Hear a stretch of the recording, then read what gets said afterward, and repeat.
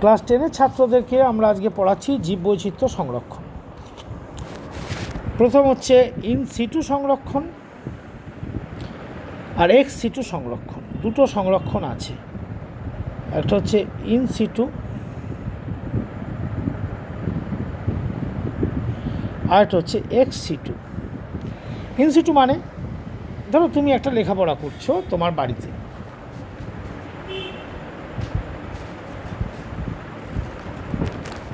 তোমার কোনো রিলেটিভ বাইরে থেকে এসে বললো কেমন লেখাপড়া করছিস, তুমি বললে বাবা এখানে আমাদের অর্থনৈতিক অবস্থার জন্য আমি ভালো বই কিনতে পারি না, ভালো মাস্টার নেই, স্কুলও খুব একটা। সে দুটো কথা বলতে পারে, একটা হচ্ছে তোমাকে তুলে নিয়ে চলে যেতে পারে, বলে আমি বিদেশে থাকি আমার কাছে আমি লেখাপড়া শেখাচ্ছি, অথবা সে বলতে পারে আমি বইপত্র ইত্যাদি খরচ খরচা দিচ্ছি, তুই এখানে ভালো মাস্টার ভালো বই কিনে এখানে বাস কর। এইটাকে বলা হয় এই দুটো পদ্ধতি। যখন সে বলবে যে তুই তোর বাবার কাছেই থাক, পরিবারের সঙ্গেই থাক, আমি খরচ খরচে তুই দিয়ে তোর পড়াশোনার সুবিধা করছিস, সেটা ইনসিটু সংরক্ষণ। আর যদি সে বলে আমার কাছে চল, আমি ওখানে নতুন স্কুলে ভর্তি করবো, নতুন বই কিনে দেবো, মাস্টার রাখবো, আমার কাছে থাকবি, দ্যাট ইজ এক্স সিটু সংরক্ষণ। ঠিক তেমনি একটা বনাঞ্চলে একটা উদ্ভিদ বা প্রাণী রয়েছে, আমি বললাম উদ্ভিদ প্রাণীটাকে বললাম যে এইখানে তার যেন চোরা শিকারি না হয়, জায়গাটায় যাতে খাদ্য শৃঙ্খলটা ঠিক থাকে, গাছটার পোকামাকড় চিকিৎসার ব্যবস্থা করা প্রাণীগুলোর, এটা যদি করা হয় তাহলে সেটাকে বলবে ইনসিটু। যেমন হচ্ছে জাতীয় উদ্যান, প্রাকৃতিক সৌন্দর্যময় স্থান, গাছপালা জীবজন্তু নিজস্ব পরিবেশে বাড়বে, বড় হবে। কেন্দ্রীয় সরকার আইন প্রণয়ন করে তাকে তত্ত্বাবধান করবে, একে ন্যাশনাল পার্ক বলে। অর্থাৎ এখানে শিকার সম্পূর্ণ নিষিদ্ধ, আগ্নেয়াস্ত্র নিয়ে কেউ প্রবেশ পর্যন্ত করতে পারবে না, পর্যটকরাও ভেতরে যেতে পারবে পারমিশন নিয়ে।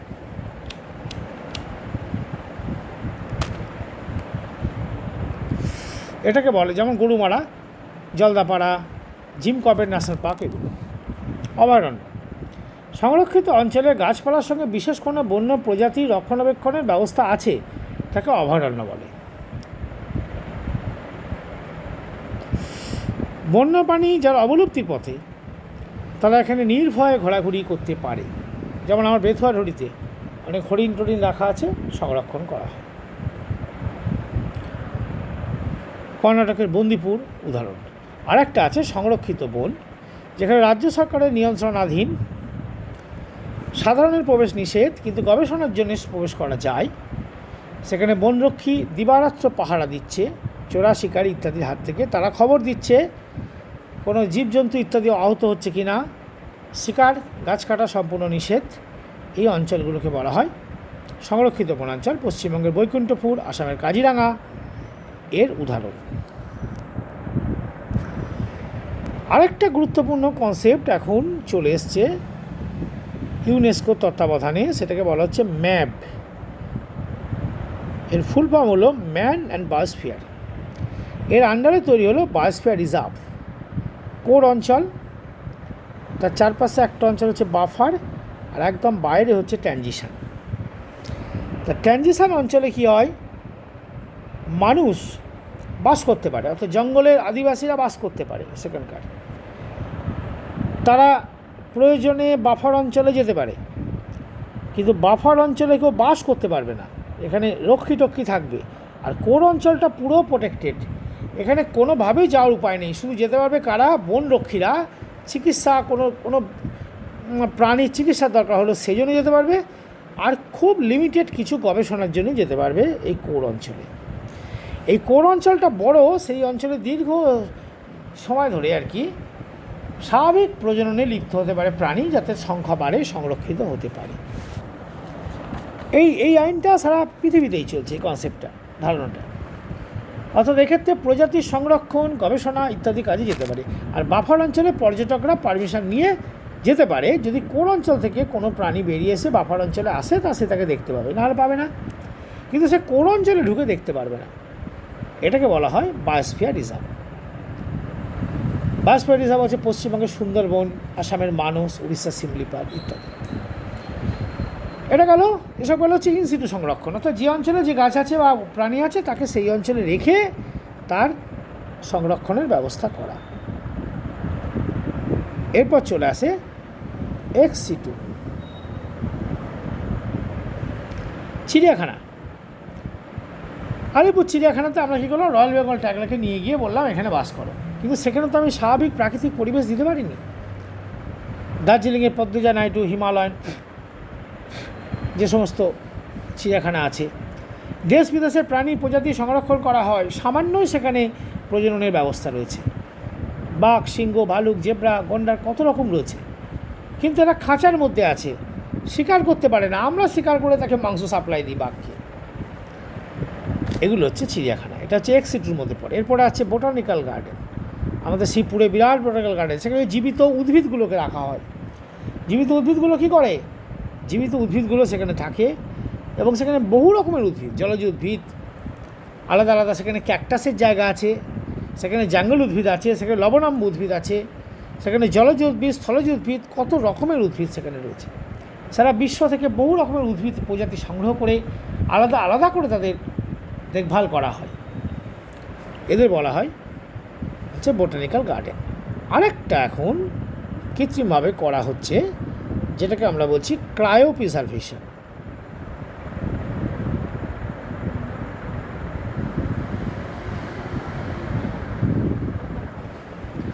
ক্রায়ো প্রিজারভেশন কি, যে পদ্ধতিতে সমগ্র কোষ বা কলাকে -190 ডিগ্রি সেন্টিগ্রেড তাপমাত্রায় তরল নাইট্রোজেন দ্রবণে সংরক্ষিত রাখা হয়।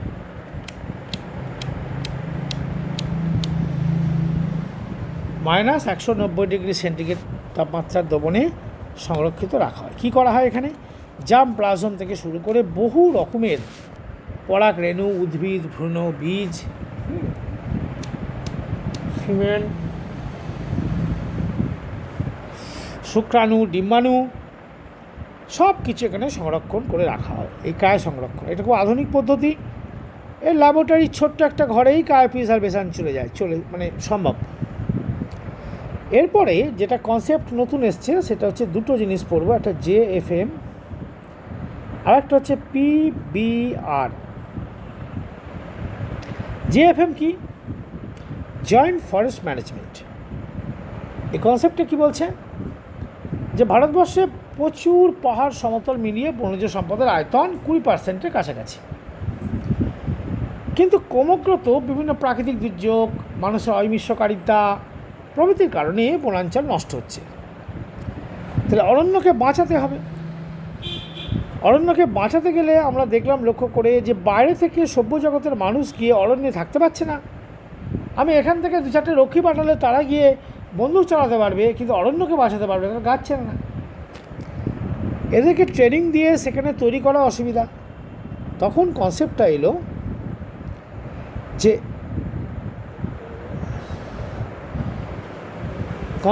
যেটা সেটা হচ্ছে ভারত সরকারের সহযোগিতায় বিভিন্ন জঙ্গলমহলে যারা আদিবাসী আছে তাদেরকে আমরা অ্যাক্টিভ করলাম, সক্রিয় করলাম। তাদের সঙ্গে তাদের জন্য আমরা কী করলাম, আলাদা আলাদা করে জায়গায় যেখানে অরণ্য ধ্বংস হয়ে যাচ্ছে সেখানে ফলের গাছ, ফুলের গাছ ইত্যাদি সেখানে নতুন করে লাগানো হলো। গমের চাষ, রবারের চাষ, ঔষধি গাছ, বিভিন্ন যে ঔষধি গাছ মানে ভেষজ উদ্ভিদ, সেখানে সব চাষ করা হলো। কী হলো চাষ করে, সেই গাছগুলোতে চাষ করে সেই অঞ্চলের আদিবাসীদের উন্নত জীবনযাত্রার মান উন্নয়ন হলো, রোজগার বাড়লো। পাশাপাশি তারা তাদের স্বার্থে ওই জঙ্গলগুলোকে রক্ষা করে। যেমন আড়াবাড়ি জঙ্গল আমাদের আছে পশ্চিম মেদিনীপুরে, সেই জড়াবাড়ি জঙ্গলে কী হলো, সেখানে অরণ্য সৃষ্টি করার একটা ব্যবস্থা করা হলো। বর্তমানে আড়াবাড়ি জঙ্গলে প্রচুর পরিমাণে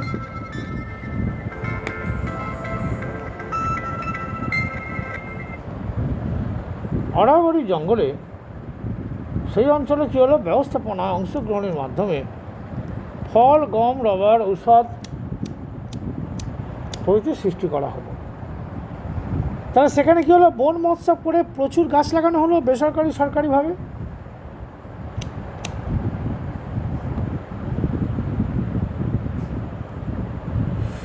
আর কি করা হলো, সরকারি বেসরকারিভাবে বহু রকমের গাছ তৈরি করা হলো, আর সেই গাছগুলো থেকে পাতা কুড়োনো, ওই ক্রায় সংরক্ষণ এগুলির মাধ্যমে বন মহোৎসব তৈরি করে জঙ্গলকে বাঁচানো হলো এবং সে আদিবাসীদের মানুন্নয়ন হলো। এই সম্পূর্ণ একসঙ্গে হলো বলে এটার নাম হলো জয়েন্ট ফরেস্ট ম্যানেজমেন্ট। আরেকটা নতুন হলো পিবিআর। সেটা কি? পিবিআর হচ্ছে কোনো একটা নির্দিষ্ট অঞ্চলে বসবাসকারী মানুষেরা সেই অঞ্চলের পরিবেশ, উদ্ভিদ, প্রাণী সম্পর্কে ভালো জানে। তাহলে তারা উদ্ভিদগুলো, প্রাণীগুলো, নেচারটা খুব ভালো বলতে পারে। তাহলে যেই বসবাসকারী জীবগুলি আশ্রয়, খাদ্য, প্রকৃতি, প্রজনন, সেই সমস্ত ব্যাপার তারা অবহিত। সেই সুযোগে তাদের সাহায্য নিয়ে এমন একটা প্রামাণ্য নথি তৈরি করা হলো যেখানে স্থানীয় মানুষেরা সেই অঞ্চলের জৈব সম্পদদের জ্ঞান, প্রাপ্তি, ব্যবহার, জীবনযাত্রা সেখানে লিখে রাখলো, তথ্য। তাহলে এই তথ্যগুলো সরকারি দপ্তরে লিপিবদ্ধ করা হলো। তাহলে তথ্য নির্ভর খবর সংগৃহীত হলো। এখন হচ্ছে কি, যারা গবেষণা করবে তাদের সুবিধা হলো। আর কি, কোনো অঞ্চলে যে প্রাণী সংরক্ষণ করা হচ্ছে তার সংখ্যা আদৌ বাড়ছে তো নাকি পয়সাটাই খরচ হচ্ছে, সেই তথ্য পাওয়া গেল। সংরক্ষণ করার জন্য আরও গতি বাড়ানোর জন্য আর কী করা হবে তার ব্যবস্থা করা হলো। এই সবটাকে বলা হলো পিবিআর, পিপলস বায়োডাইভার্সিটি রেজিস্টার।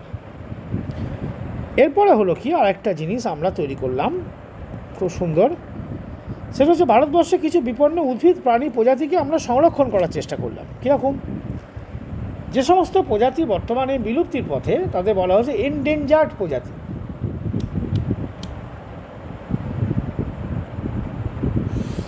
এদের মধ্যে যেমন রয়েছে সর্পগন্ধা, ঘৃতকুমারী, সূর্য শিশির, কলসপত্রী, এগুলো সব হচ্ছে এনডেঞ্জার্ড হয়ে গেছে।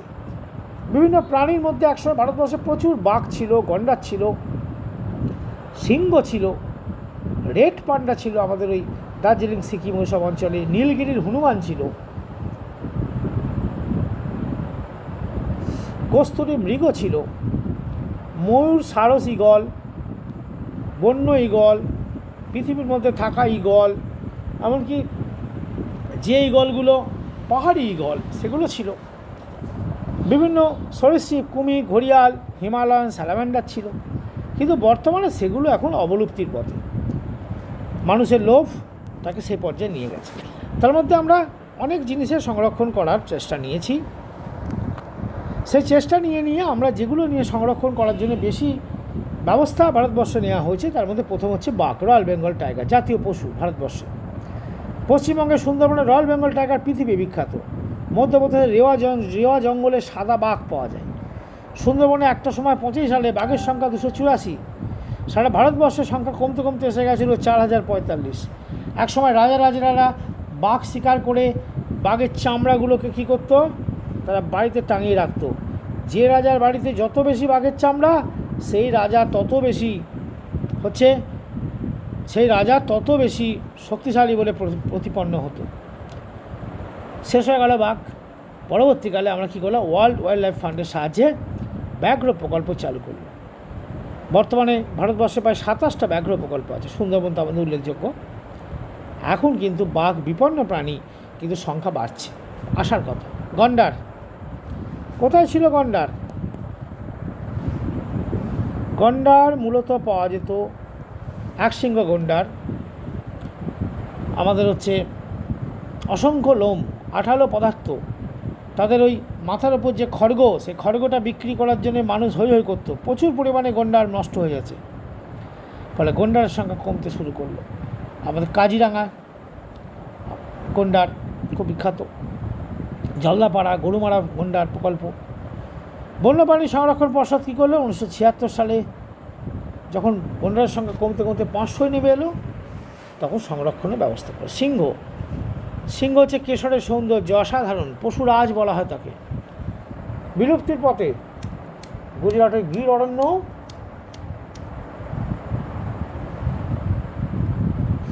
বর্তমানে এই পশুরাজকে সংরক্ষণ করার ব্যবস্থা করেছে। 2005 সালে সিংহের সংখ্যা কমতে কমতে 305। আর 15 সালে মানে 10 বছর পরে সংখ্যাটা বেড়ে হলো 523 কুমির।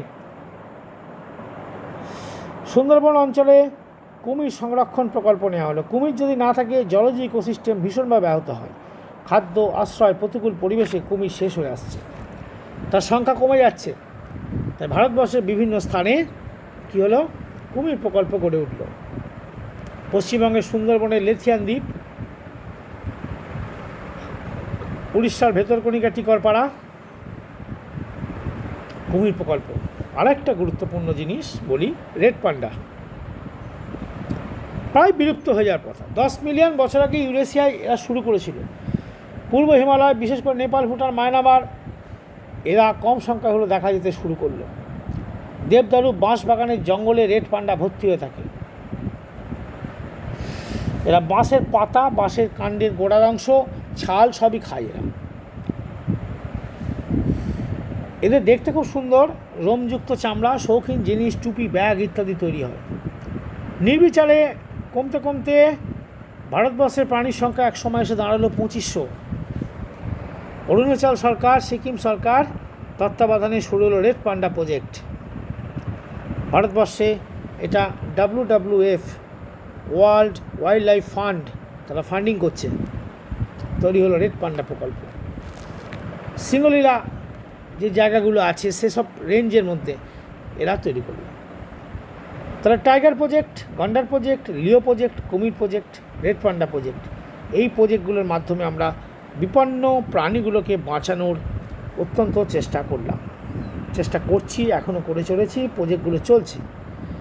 তাহলে একদিকে আমরা আজকে আলোচনা করেছি টোটাল এই চ্যাপ্টারে পরিবেশ কী, পরিবেশে কাদের গুরুত্ব বেশি, গুরুত্বপূর্ণ লোকগুলো পরিবেশটাকে কীভাবে বাঁচিয়ে রেখেছে, পরিবেশটাকে নষ্ট হয়ে যাওয়ার জন্যে কোন কোন উদ্ভিদ প্রাণী গণ্ডগোল করছে তাদের, এই সবটাকে নিয়ে উদ্ভিদ প্রাণীর যে প্রজেক্ট, সেই সবটাকে নিয়ে আমরা যখন তৈরি করলাম তখন আমরা এই প্রজেক্টটাকে চালাতে পারলাম। এখানে কিছু কোশ্চেন দেওয়া আছে। পরিবেশ ও তার সম্পদ সংরক্ষণ, অন্তিম পর্ব। ইন সিটু সংরক্ষণ, এক্স সিটু সংরক্ষণ কাকে বলে উদাহরণ দিয়ে বুঝিয়ে দাও। মানে ওই অভয়ারণ্য, সুন্দরবন, মানে সংরক্ষিত বন, এগুলো নিয়ে আলোচনা করতে হবে। এক্স সিটু সংরক্ষণের মধ্যে চিড়িয়াখানা, তারপর হচ্ছে বোটানিক্যাল গার্ডেন, এগুলো আলোচনা করতে হবে।